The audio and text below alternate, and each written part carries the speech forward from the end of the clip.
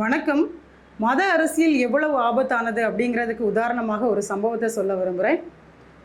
குமரி மாவட்டம் களியல் பகுதியை சார்ந்த கிறிஸ்துராஜ் என்பவர் இராணுவத்தில் பணிபுரிகிறாரு. இந்திய நாட்டை பாதுகாக்கக்கூடிய பணியை செய்கிறாரு. இவர் தன்னுடைய செல்ல மகள் திருச்சியிலிருந்து கல்லூரி விடுமுறைக்காக வீட்டுக்கு வர்றா அப்படிங்கிறத அறிந்து அவளை பார்ப்பதற்காக 3 நாள் விடுப்பு எடுத்து ஊருக்கு வர்றாரு. 3 நாள் விடுமுறை முடிந்து தன்னுடைய செல்ல மகளை ரயில் ஏற்றி விடுறதுக்காக செல்லும்போது தக்கலை பகுதியில் கனிம வள கடத்தல் லாரியால் அந்த பிள்ளை இடிக்கப்பட்டு மூளை சிதறி சம்பவ இடத்திலேயே உயிரிழக்கிறாங்க.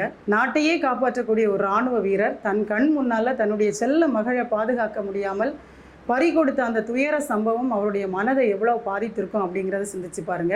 இப்படி ஒரு மரணம் கிடையாது, இதுவரைக்கும் 380 உயிர்களை நம்ம பறி கொடுத்துருக்குறோம்.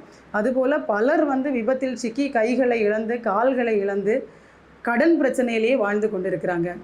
ஏன் இது தொடர்ந்து நடக்குது அப்படின்னு பார்த்தீங்கன்னா, குஜராத்தை சார்ந்த அதானி கேரளாவில் துறைமுகத்தை கட்டுவதற்கு கற்களை கொடுப்பதற்காக கல்குவாரிகளை திறந்து வச்சிருக்கிறது பார்த்தீங்கன்னா திமுகவினுடைய மாவட்ட செயலாளர்களும் பாராளுமன்ற உறுப்பினரும் தான்.